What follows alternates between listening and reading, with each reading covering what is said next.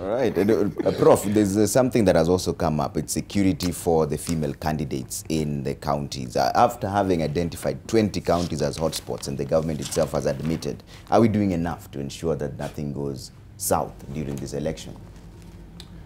The most important thing we must remember as Kenyans is that we are developing together. And women, through time immemorial, have played significant role in our families. We have women matriarch. My grandmother was as powerful as you can get. Her word was the last thing. And therefore, we need to begin to respect the women candidate for what they are, for their integrity. And not say, you know, we don't vote for a woman in this constituency or wherever it is. These are time gone. We are in a new age, a new era, and we need to have a new mindset. Okay. Dr. Nzau, we've seen the Interior Cabinet Secretary saying that anyone who uses abusive language will be arrested and prosecuted, but we've seen them come in and go. I mean, is this just empty threats? We've seen this before in the media. Well, the minister is not wrong. I mean, he's just trying to enforce the law. But what is important is we need to keep on not looking like we are doing last-minute thing to encourage Kenyans to do the right thing, to observe civility and so on. I presented a paper on a joint security approach where even Kenyans are involved, ordinary people, to be a joint security approach during the elections and the state of electoral preparedness in the conference we had here in Safari Park the other day, organized by MKU. And I identified a number of things. First, you cannot hold the elections in a place where there is no order, law and order, okay?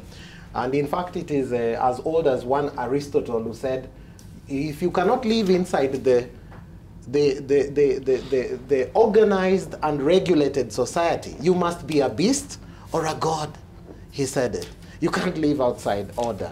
So the institutions that oversee the elections and during that period, including the case of where KDF needs to bolster and help out, that is all good, that is within the law. IEBC, the bishops yesterday and other people have raised this issue of these ballot papers and so on. It needs to be handled well. They could sit down with all the parties and all the candidates, and they agree that let the papers come. Let's make sure it is all clear that we agree. They should have agents of each party in every polling station. They can choose members from observer groups, from church, from civil society, and senior citizens to be around all these places, and they count the votes. There's no rocket science around it. Mm-hmm. So I don't see why this issue of ballot papers can be overcome. Then the law is very clear. The section on elections, you cannot bribe. These things are written in the legislation, in the Legislation Act. But are they followed? Yeah, the problem is that look at the way politicians tend to talk, and they forget just what they did in the primaries just the other day. In front of the camera, someone is ticking all this and doing all that, and you wonder how you can marshal, I don't know, 200,000 people. Anyway, I don't like talking about this stuff they do. So, so what is important is that the institutional capacity must always be backed with popular will, popular support. And we cannot run away from our institution. This is the only way we are going to have this. Our women, for example, will need the protection, and they need what we call, in governance, we say support. Support means civility. Citizens who are tolerant with each other, and so on. And that reminds me the language of the Prime Minister, Theresa May. Yeah. And she was being taunted by some media guys and activists out there, that we are tired of this terrorism. And when she went to the podium, she said, look, we are one community, and we cannot allow this kind of Islamophobia to rule our people, because that was very bad at the Finbury Park Mosque area. And you know, it happened also in Quebec early this year. Someone went into an Islamic center and opened fire at people who were just praying. And this is at the, what we say, fungu la kumi, the, you know, kumi la mwisho, in the holy month of Ramadan. So it is important that we work together to bolster our institutions, to put our public mind frame in one. There is not a day you must wake up and fight your neighbors around this. And the women, of course, lead the way. As early as the 1800s, the US Army had a manual that mirrored what you have as Geneva Convention and, you know, 49 and the laws of armed conflict on how to treat women and children in warfare. Okay. So our women, our children come first, and some of these cultural issues, we have to overcome them. Captain Wanderi, do you think this is just empty talk? Because the other issue is that it's been agreed that there should be more security for the women aspirants. But is it just a matter of beefing up security by giving too many numbers, or is this an issue of having strategy? Just throwing numbers at the issue. They would say, for example, you have a women aspirant and you give them 5 more security officers. Will that help? Or is it just a matter of employing strategy? I think it is high time that we got serious about our country and in terms of population dynamics. Women constitute well above 50% of the total population of this country. It is very sad from the statistics you've read, Trevor, that only 9% of all the candidates in the electoral process this year are women.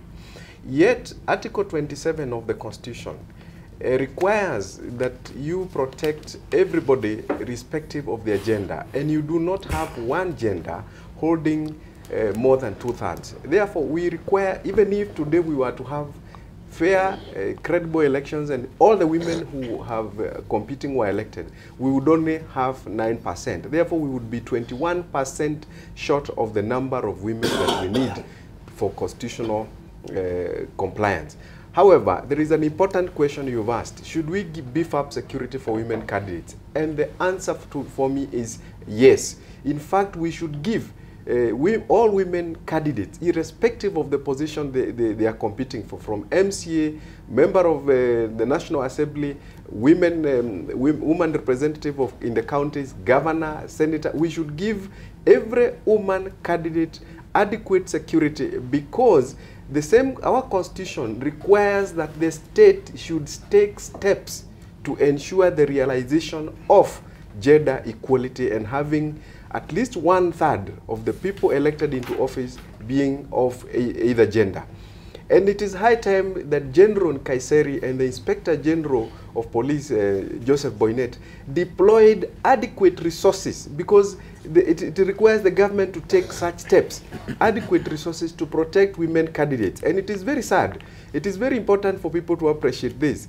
Last week, there was a near loss of a female candidate in one of the constituencies in central Kenya, in Gatudu North, where during one of I think it was a campaign rally, one of the male candidates blocked and encircled a female candidate in that constituency, and it became a very serious issue. So these things are not they are not superficial. It is actually a serious matter that we need to protect our female candidates, and it is not, we are not doing them a favor. It is a constitution that we passed that they require this kind of support, and the kind of support they require is deploying enough resources to ensure that they are safe and that we have constitutional compliance, because the state has taken such steps. Dr. Mustafa, because the issue here is it a number problem or is it a strategy problem? Because one of the things that Interior Cabinet Secretary said is that the political parties should deposit their campaign schedules with the IEBC so that it's easier to secure them wherever they go. Because even if we decided that we're going to add the numbers, do we even have enough numbers? I think it's just a strategy, Trevor. And allow me to comment on the issue of women. Yeah, I think it's women are much more vulnerable, and Kenya seems to have this bad habits of thinking that women cannot lead and are abusing them. giving them more security is fine, but the strategy should be attitude change towards women. Exactly. If you can give women 20 police officers, but you see, the kind of politicking that we're seeing in this country is not just about the direct security that women are going to be assaulted. They're abused. There's a lot of hate speech against women in this country. And if men are going to change their attitude about women and leadership, then that is going to help. The other thing is, and this is advice to our women in Kenya, don't do your politics in the same manner that our male tribal entrepreneurs do their politics. Then they're going to lose. The women in this country could be a game changer actually in the way we do politics. If you have your politics that are issue-based, devoid of tribal nuances that we see with our mostly male politicians, I think Kenyans are going to see and are going to appreciate women much more in politics. If women are going to start getting into this show of business of appearing in choppers just like their male counterparts, then they're going to fail, because these male tribal entrepreneurs are better at stealing from Kenyans and from them, and that's why they're able to hire these choppers. Let them do their campaigns normally, and Kenyans are going to see that. Let them be humble. Kenyans are going to see that. But we need to support our women much better. Rwanda is one of the leading lights with more female politicians than male. And see what they are doing in that country. Captain Simiyu, what do you make of this whole situation? Because one of the things was talking about strategy. The issue was strategy. Is it a matter of adding numbers of security officers to women candidates, or employing a strategy that would actually protect everyone who's campaigning? I think one, while I agree that we need to do one or two things, I decline to agree that we must protect our women. What we are doing by doing that is accepting that actually our country has no manners. Our country, society has broken down. That this government has accepted that it doesn't have the ability to ensure that Kenyans follow the law and obey the law. That besides, yes, it's important that we give them security as a short-term measure. But in the long term, I think it will be incumbent upon IEBC. You know, one thing, Trevor, I'm seeing in this election, we seem to be doing so many things around these elections, and yet the manager of these elections is IEBC. You see, all these things that are being done should be done under the auspices of IEBC. Whether you think they're failing the country? Yes, whether the minister is talking about women candidates, it is the role of the IEBC to come up with those strategies, because they understand the way we do elections, so that they ask the Minister for Interior to do those things. But it should not be coming from the Minister for what, gender and youth or something? It should not be coming from her. This should be an issue that our IEBC should have taken up, because it's the manager for these elections, come up with strategies and plans that for the short term, Trevor, this is what we want to do to ensure fairness in these elections and during the campaign period. But in the long term, this is what we suggest to the government. So therefore, while I agree that it is good to give them protection, that should be surely a very short-term measure. Yeah. But in the long term, we need to inculcate in the Kenyan people manners and good behavior. And people must respect the law. What we see in this country is that you can break the law and sometimes go scot-free.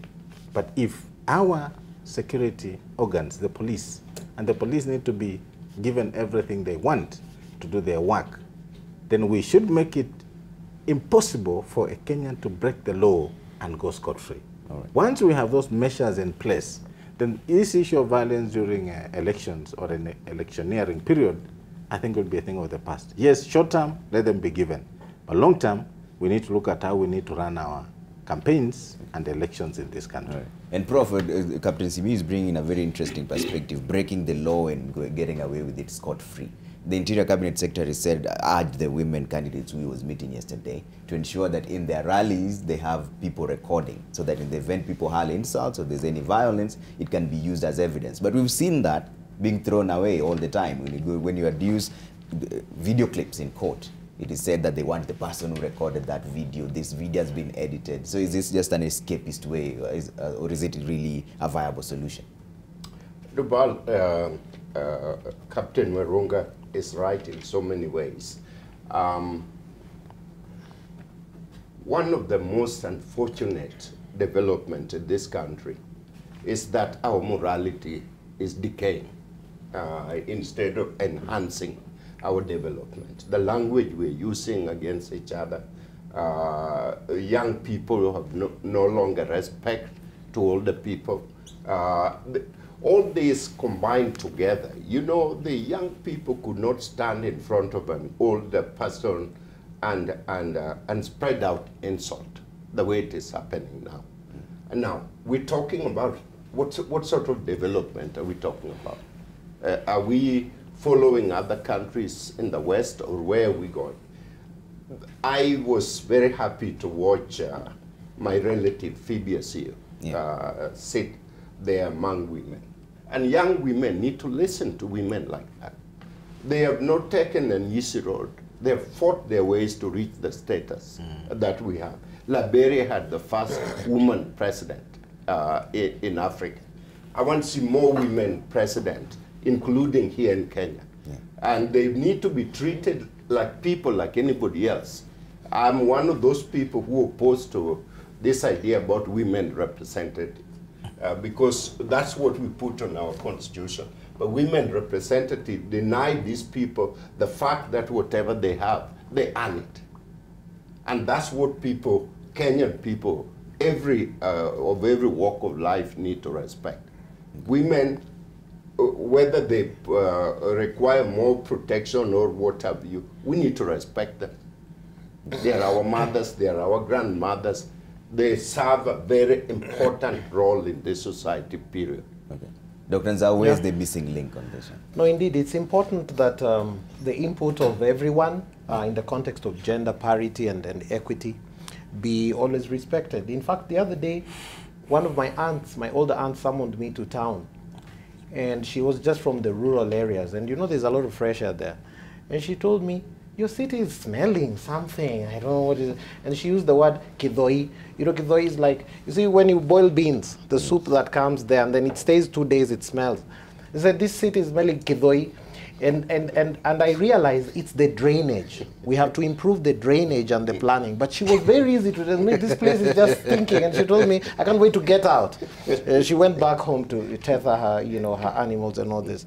And that was my aunt. So, you know, it's very important. But over on a serious note, you can't have your cake and eat it at the same time. We must be able to let our institutions take lead, and we have to up the threshold of trust in the country, and we must keep an aura of peace. And I don't want this press briefing that was made by Raila Odinga to be blown out of context, because he himself said he's only cautioning.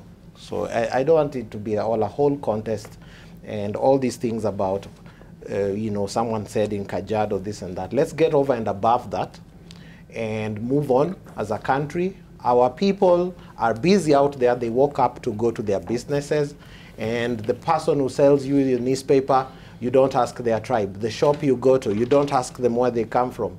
The hospital where you go for treatment. We are all Kenyans, and our security and survival is paramount. We must uphold it. Okay. Captain Wanderi.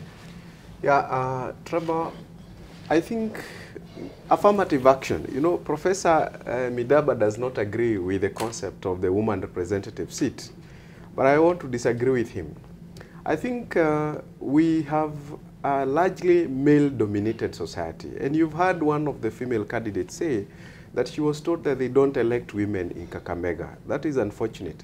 Though I know that in that part of the country there have been women elected, like Professor Christine Mango, who was elected directly, not as a woman rep.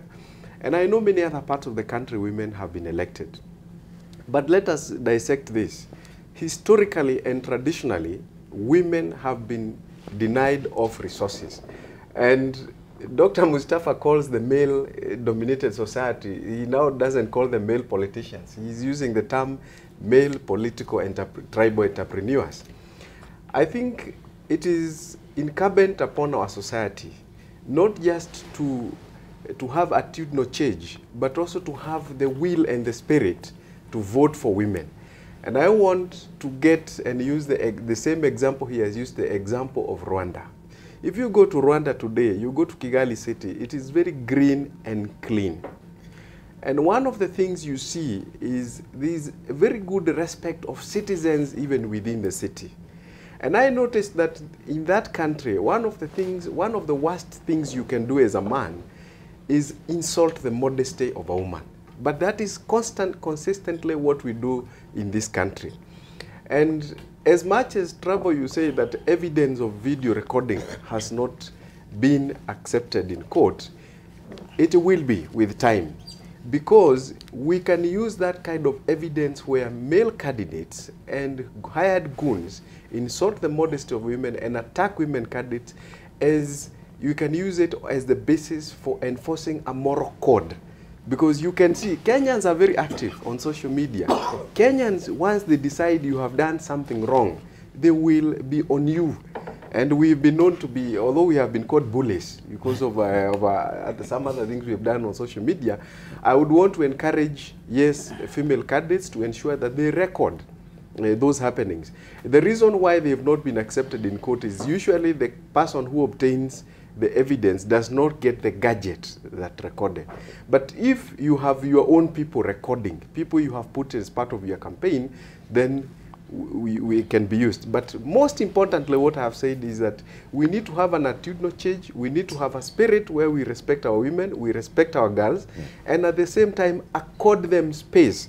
And let us not assume that affirmative action is not necessary. It is necessary because we know traditionally in many of our societies, I do not know of any community in Kenya where a lad since 1956, during the initial registration, was registered in the names of women. It was all registered in the name of men. So the landed gentry in this country have been men. They're the ones who own capital resources, and although today they are showing a lot of tribal and very negative ethnicity in the country, I want to agree to the extent that if you go to Rwanda, the country is a bit more peaceful, more things can be accomplished, and the whole society is involved in governance and management of their country. And we need to do that and encourage our women to be involved. Okay. Dr. Mustafa, as you talk about the issue of evidence here, Rover Rowa on Twitter says, this is a very interesting subject, has caused a lot of emotions earlier on. How many women can vote for a woman?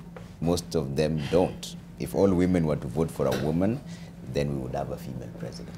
And this is the attitude change that we are actually requesting from women. Kenya's politics, number one, is juvenile. It's based on personalities, and personalities who have stolen the most, personalities who have the I don't know whether you can say biggest ego or largest ego or the ballooned ego. It is based on money, bribery and trickery, and men do these kind of nasty things better than women. And so if women are going to start engaging in the same way of politicking in this country, then it's not going to work. And this is precisely why even women mostly don't want to vote for fellow women, because then they see that it's the same thing. Why should we? And it creates some kind of jealousy, and it's not about serving. Political positions in politics in this country is not about serving. It's just about going to accumulate as much as one could. And women generally don't want to see that kind of thing, especially with their women folk. And they can change then the course by engaging in more issue-based politics. And it won't happen overnight. It cannot just happen in these elections. Over time, Kenyans are going to see that women and indeed credible women are engaging in politics, and women are going to vote for, or rather, men are also going to vote for this kind of women. However, some of them also have a questionable character, just like the male counterparts. Oh, of course, yeah, and this is precisely why even their fellow women are not voting for them. I mean, look at some of the women candidates in Nairobi, in Mombasa, Mombasa, in some of these big cities, and see how they are behaving. I mean, even the women are not going to vote for them because of this kind of behavior. I think on this, Yes. you know, we like quoting Rwanda as an example in Africa. But Rwanda has a new history about 20 years ago. That's right. Now, the essence of why Rwanda came up with all these things was inclusivity in their new nation. And some of these things were put in place to ensure that Rwanda never goes back to what it used to be after the genocide. Yeah. Two, they came up with all these elements in their laws and institutions to ensure that the cross-cutting spectrum of the society is involved in their politics. That was meant to ensure that Rwanda should never again go through what it went through. So it was an affirmative way of doing things. It was a strategic way of doing things to ensure that Rwanda never again, because we saw it in the 50s, they went through the same massacre. And now in the 90s, they did the same thing. But now, let's come to Kenya here. You see, an affirmative action is intended to cover some deficiencies that are either naturally is an injustice to a certain spectrum of our society, or is an injustice on a certain part of this country. So give me any reason why in Kenya we should have an affirmative action to give women the leeway to be in politics. This is a democracy, and a democracy speaks that you go look for votes and get elected. But you also have the constitution requirement of 2/3. Yes. Now, if it doesn't work, the constitution is not man. Constitution was made for man. So if man feels the constitution is not meeting this objective, we don't go shortcuts, and I know many women will not like me on this, but we don't look for shortcuts for affirmative action to fill up that 30%. Because I'm telling you this, an affirmative action is meant to fill an injustice that is beyond what is socially normal. Okay. Now, in this country, Yeah. Politics and filling up of 30% of women has not been anything abnormal. So what I'm saying is this: yes, let's have the 30%, which is good, representation of 30% from the female gender.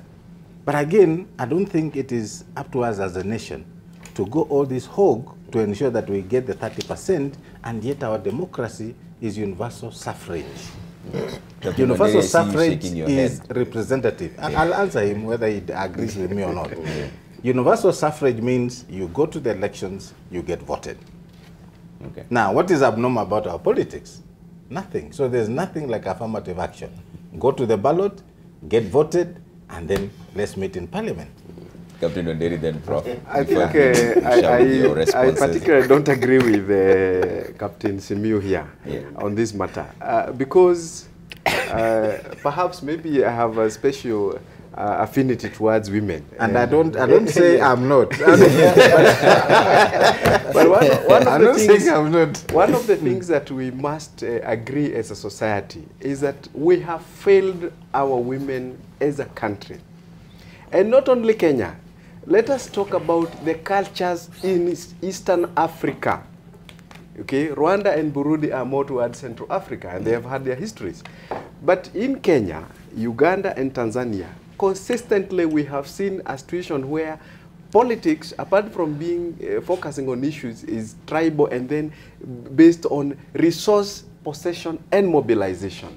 And this is where we have failed our female gender.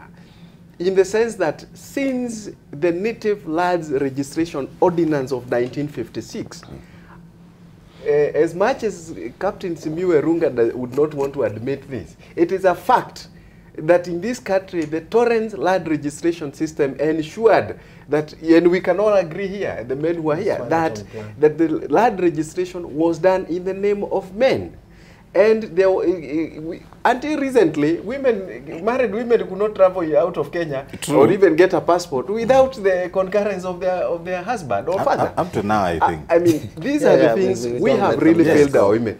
So therefore, affirmative action now in Kenya is necessary and mandatory because we have disfranchised and marginalized an entire over 50% of the population from the national management and governance of our institutions and our resources. Prof, and if we continue this way, very quickly, if we continue this way, what will happen is that we lose because we then don't have that part of the society participating. But let me talk about when Dr. Mustafa says that women will not vote for women. You see, there is a reason why women don't vote for women. It's because there is a repeated message, again, by a male-dominated society that, look, these women are not good. They are behaving this way. I saw in Nairobi where some people are calling themselves Manziwa Nai, Supua Nai, fancy names. If those are the fancy names that will sell in politics, so be it. But then let us look at that person on the basis of what they are selling. And it is not a favor we are doing our women. We are part of our society and we must accommodate them. Prof. As I live in the United States, and I see real commotion between gender issues as late as Trump campaign. And then I see real issues between races. After 200 years, Trevor, what it reminded me about is that we need to be unique and different. We need to begin speaking to each other, not speaking above each other, not saying words to make us feel right. I believe there are a group of men who will be wonderful. They say wonderful things, CEOs. I love women, I respect them and everything. And they go to the club and you have to listen to what these guys are saying when women are not around. So let's not kid each other. Let's not kid each other. Hello, Trevor. Yes. Look, okay, fine. True. I've been supervising a PhD candidate student lady from the University of Florida, and she's writing about the women candidacy or women in legislation and the effect of that on democratization. And she's using a pooled cross-sectional data set for the whole world. And she came here comparing Kenya and Uganda. So Uganda is not doing too badly off. But it's not about the numbers, but it's about the institutional, institutions, institution means entrenched mechanisms of behavior and patterns of behavior that you can predict. So how far have we institutionalized some of these things? And that is why you're seeing people saying this, because, like what Prof is saying and so on. Yeah. Some women themselves are a bad representation. They go there and take advantage, and then they now look high class to the other women and all this kind of thing. But that is petty. I will agree partly to an extent with Captain Wanderi, because there is a point. Remember when we started girl child home, then we realized we also neglected the boy child and so on. So there is still room for that, and to continue doing that. And then with time, the Constitution will balance out and so on. Okay. But the way the Constitution does not say 2/3, it says either gender, at least. So it sets the limits. So it's up to us to encourage, to create the institutional backing. And I think that conference that was organized and IEBC and all this was a good thing. Yeah. I see a lot of your response coming in, and Usha is going to just sample a few of them in just a bit. But Simiyu, you wanted to respond to this. No, at least he's agreeing with me that, let me take you a short journey. Kenya for a long time used to call itself the pillar of East Africa. We used to be the biggest hospital in Africa south of the Sahara. And I think we forgot about our politics. Uganda, Museveni's reign from 1986 up to today. And I wanted to mention that. Go to Tanzania, representation of women is so high, although it's not 50-50, but they go through democracy and elections. In Uganda, the same thing. And we've been the stable democracy in this region for a very long time. So are we trying to tell ourselves that because we failed in institutionalizing good elections, that we should now do some affirmative action to get women in parliament? To me, that is what I don't agree with. But yes, I agree if we have many women in parliament, they can temper some bad manners from men, especially Kenyan men. That is a good thing. But I don't think as a country we should look at this political idea of 30% and make it an affirmative action. Let's go through the elections. If we don't meet the 30%, that is unfortunate as a country, but then we need to look at it. How do we then ensure that our women get elected into this post? Uganda is doing fairly well, and yet is I don't know whether we call it a democracy, but they have a government. But there's a government that has been in place from only 1986. Yeah. Yet we've been here with the same elections from 1963. So I think my idea is this: let's, like Mumo is saying, institutionalize our institutions. Let's ensure that we have something like awareness campaigns to make Kenyans understand what is democracy, and make Kenyans understand that it's always good when you have good elections, free and fair, and let the best win those elections. All right, I'll come back to my panelists to give us their parting shots in just a bit, but for now, let me introduce Usha Jose Kandatel, or Doll, like she likes calling herself, with some of your response on Twitter and social media in just a bit.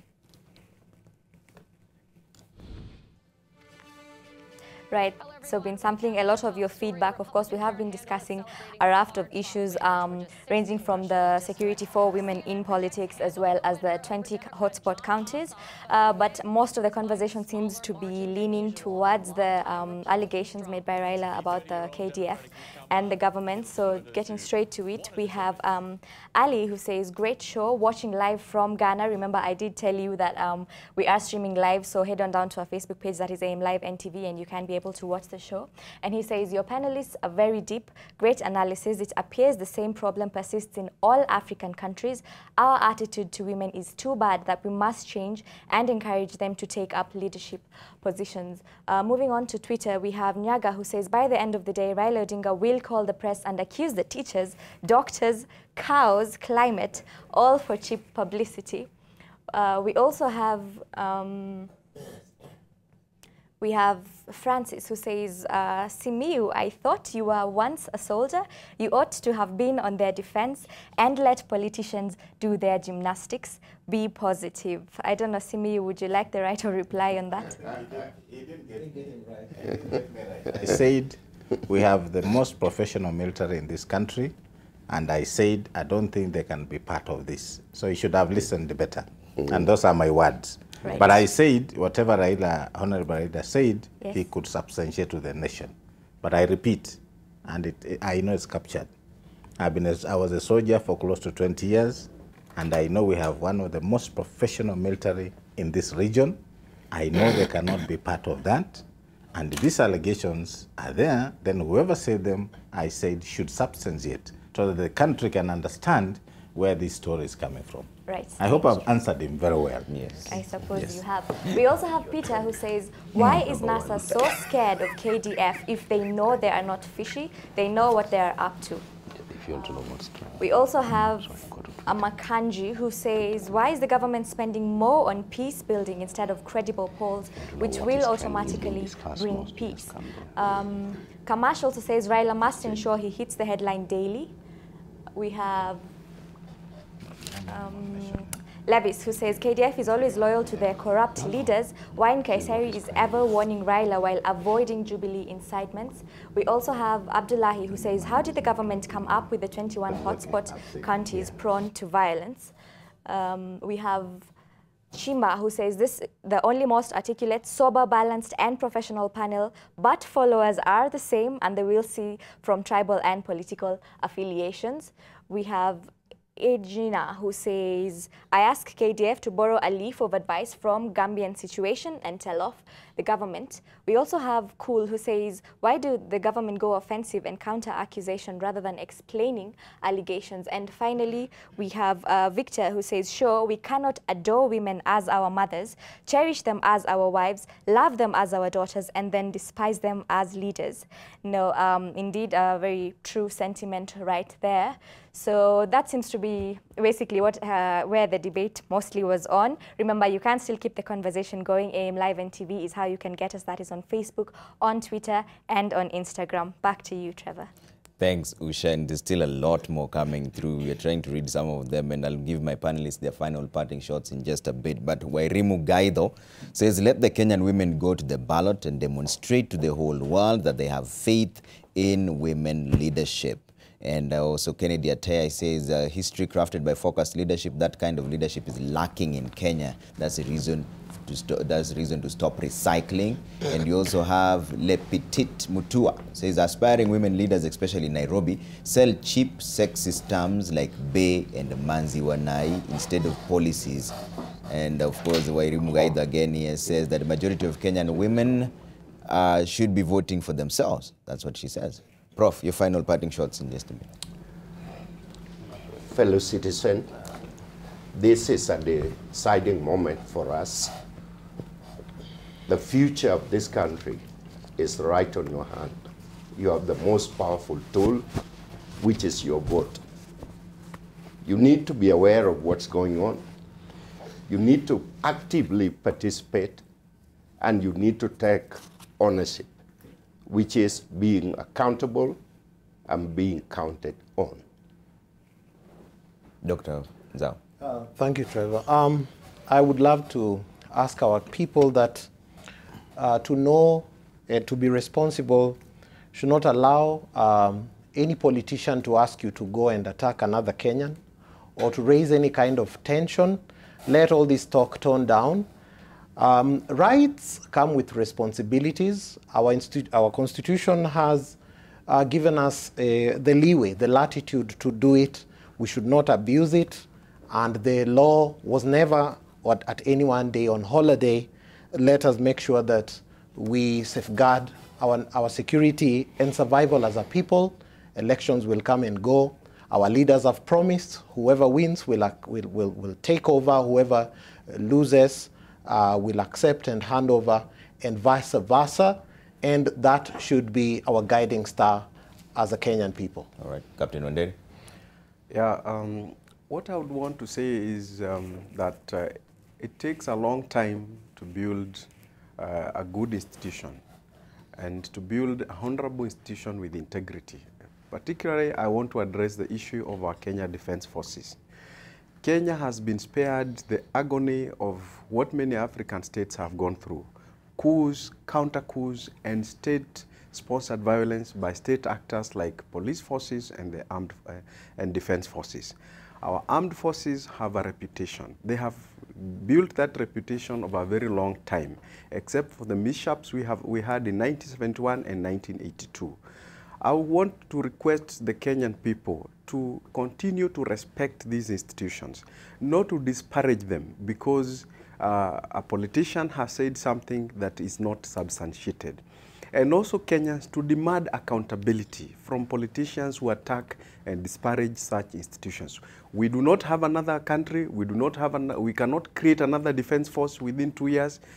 This is what we have. Let us respect them. Let us honor them, because they sacrifice to make sure that you and I live peacefully in this country, and you wake up and sleep.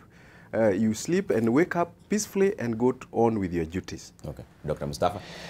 Thank you, Trevor. Just want to say this, Trevor. At such a time when our men and women in uniform are fighting terrorist groups, and some of them are paying the ultimate price, the institution, particularly of the Kenya Defense Forces, is something that needs to be held in very high esteem. And dragging this kind of an institution into the muddy waters of politics that is here in Kenya is something that is uncalled for. And we advise politicians not to do that and to raise their issues such as that privately with the relevant institutions. For Kenyans out there, this is a very serious moment that you need to really think if you are still going to continue ululating and being sycophants to tribal political leaders. It's up to you. It's up to you to vote for those leaders that you think are going to take this country forward. And tribal politicians are not those that are going to take this country forward. Good luck in the elections. Captain Simiyu. Yes, two things. One, I think I want to go back to where I used to serve. I request the military to speak out. Kenyans believe in our defense forces. Kenyans still trust them. I think let them speak out and assure Kenyans. We know who they are. We know how professional they are. Number two, I've not had the minister in charge of defense speaking on some of these issues. You see, General Gaisar is a general, but he's the minister for interior. So we expect our minister in charge of defense to come out and speak from a political perspective. We need Rachel Mamo, Madam, to come and speak and say what is right or not right. Because even if it's a collaborative venture, then if the Minister for Interior is speaking, then the Minister for Defense must also speak. So we want them to come and defend and talk on behalf of the military from an executive perspective. And yet the military should speak from an operational mandate. Okay. And then lastly, our women. Let them go out there, compete. If the government has said they'll be given protection for now, yes. But go out there, convince Kenyans, convince those women who don't want to vote for you to vote for you, so that we achieve what we are looking for. And then finally, of course, we expect peaceful elections that are going to be free and fair, credible, so that this country does not experience anything we've ever experienced before. And come August 9th, we should get back to our business and move on to build this country. All right.